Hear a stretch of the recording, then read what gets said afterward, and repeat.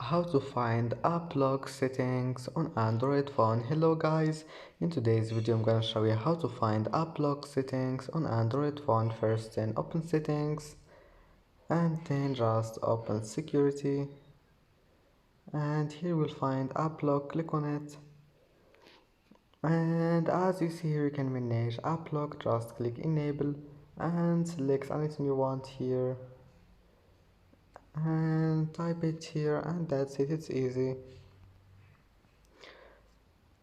And that's, as you see, that's how to find the app lock settings. Just go to security and then here you'll find it.